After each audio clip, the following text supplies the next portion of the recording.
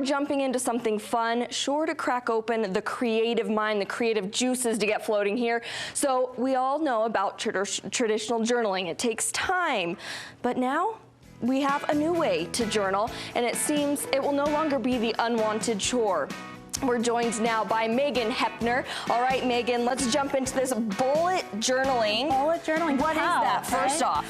It's kind of inspired by a bulleted list. You know, just a jotted list. It's very list-oriented, list-driven. Okay, so it's not like you have to sit back and compile that nice, well-written thought of a journal entry. We're not authors here. Yes, it's just quick and dirty, kind of in the getting your thoughts down on paper, but then you can make it more creative in the pretty aspects. Okay, so for the beginners of bullet journaling, you just need a pen and paper? Pen or pencil. I go with pencil and then go over at the top with pen and paper. Yeah, just basic journal. You can even buy like a ledger book at your, dollar store. And real fast, what was the idea behind the pencil first, then go over it with pen? Good question. So bullet journaling, which I'll show you in a moment, is a lot of hand-drawn, hand-doodling. Well, it can be. It's whatever. That's the beauty of it. It's whatever you want it to be. For me, it's a lot of hand-drawn and little doodads and lines and check boxes. So the pencils, I now mostly just do pen to paper, but it was a warm-up for me to get comfortable with that flow. And I can always erase it. Okay. You know what? There are pens you can erase, even the friction pens, F-R-I-X-I-O-N. So if you want to go right to pen, buy one with an eraser, and you're good to go. No, I'm liking the pencil method, especially for me, because you can start on a thought and then I know it's like that's not the thought you wanted, and you erase it and you start something new. It's non-committal. Okay, so we get started. Right. We've got our pencil. Yeah. So there's it's a big trend right now. I think it's very much driven by the planner trend, creative planners, which are day planners that we decorate, and bullet journals are sort of their cousin. And the planner is the cousin to the scrapbook. So you see this kind of segmenting happening, which is really fun. So now products in scrapbook marketing, like this one by Heidi Swapp, are coming out to support bullet journaling. And it's just little blank pages that you can fill in and do what you want with. Or you can, like I said, buy a blank notebook and start from scratch. So you don't have to buy a specific journal for Absolutely this. You can not. use whatever you have. And so I used a blank set of paper, and it came in this little booklet that I put in the leather. So it's just like snaps in there, or snap's not the right word. There's this elastic binding. Slides, yes, fits. exactly. It just works. So the journal can come out, and I can add a new one when it's full, which is really nice. The main things with bullet journaling, that kind of the things that people often do throughout, because they'll be unique to you, but there are a few key components. Key being a good word, because one of those is a key. And it's to track your lists and your tasks. So in this case, the key just gives you kind of a little code. This is a task I've started, this is complete, I'm canceling it. There's this whole coding system, and just, pick what works for you. If you look for bullet journaling on Pinterest, and of course I'll have this on my website too, there are so many ideas, and my advice always with creating is go to what you gravitate towards. Don't try to be my list, because my system may not work for you. And when I found how I discovered what system worked for me is I go on Pinterest and I screenshot things that I gravitate towards, and then I start looking for patterns in my screenshots. I'm like, oh, I really seem to like this aspect. And so that's a good way to do it at a glance, to see kind of what style you are, what appeals to you. So. And also maybe stepping a little bit out of your comfort zone if you're not familiar with journaling, or you're able to kind of get that, okay, this is what I want to do, here's how I'm going to start it, and the different looks that I like. Exactly right, yeah. And with bullet journaling, people think journaling, I sit down with my diary.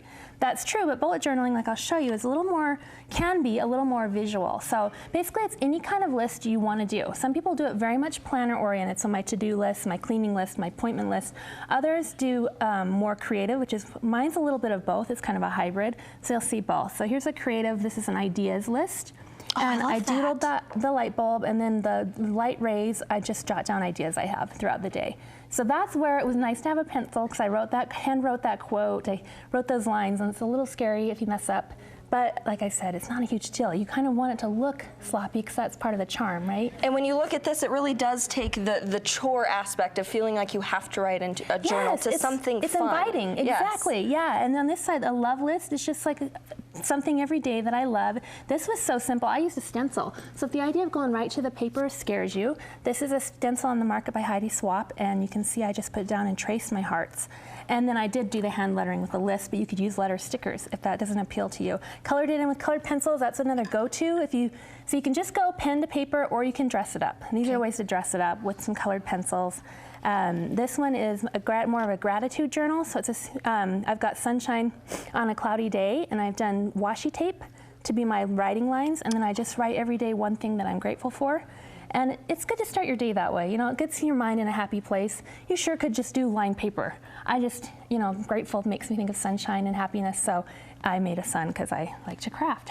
Now, one question I have is there are a lot of, like you said, you can start with just the pencil and paper, but as we branch out to more of these doodly things, is there a good system as far as keeping it in a bin by your bed, or what do you do with everything? If you look over here, I have a tray. This is just a 12 by 12 roughly sized tray that I picked up at home, which is on 90th South, for like $12. And I'm a lap crafter, so I like to have it sitting in my lap. And this is great because it's room enough for my journal. It's just wide enough, and with a little excess room for, you know, just a few extras, like I said, not much. The other key ingredient I failed to mention is a good eraser. You definitely want a good eraser, not just one on the end of your pencil. Because if you go to like a Michael's or a craft store, what warrants a good eraser? What brand? I like this one's Faber-Castell. They're an art supply company. They're a great brand. The white, this one is just a basic white one out of a stationery kit I got at Target for $3 in the front of the store. So that's great too. But it's white, and you can see it's not white anymore, but you can tell how used and loved these are. And the erasers will help soften your coloring on your colored pencils so it doesn't look so harsh, and also, of course, clean up messes. Okay. So that's another key supply. Now here's where it goes from a creative journal to more of a task-driven. On this side isn't really task, but tracking, which is my spending log. I'm just starting in this with this month because I am making some adjustments in my life and trying to not shop so much, right? So this will help me see it on paper, which is great. I've just broken it up into two, needs versus wants. And that, because sometimes I'm an impulse buyer, and this will help me say, hey, rein it in a little bit. I think most of us can say we're a little bit of impulse buyers. You like this stuff, right? Because it's calling your name, come buy me. And this one's a habit tracker. I do it by week, so there's 7 days, and it's just some daily things I want to make a habit. They may not, you can see there's some empty boxes, so they may not be habits yet, but I'm hoping by the time I'm into this a few months, they will be more habit and natural tendency. So okay, Megan, so as people go about starting this, they're wanting to branch off more ideas, where can people find more ideas and things to add in as they go about? Where's my your gosh, website? my website is meganhoeppner.com. I'm teaching a class in March on planners, and I'm going to have a bullet journaling section of that, so come see me in Lehigh. I'll have that on my website as well. And then I'll show you some fun tools. This is a brand new punch board by We Are Memory Keepers. It's not even out yet. Ooh, it's out we're in getting May. the sneak you peek get the right first little peek, and you can make your own journaling pages. We'll have some fun in the class doing that. And I'll put this also on my website, so viewers don't have to come to the class to learn about it, and they can see how to make DIY journals. We love it, Megan. Thank you so much for the ideas. You bet. We've got the motivation to do this. We can do bullet journals. Yes, you can, and it's fun. Okay, all right.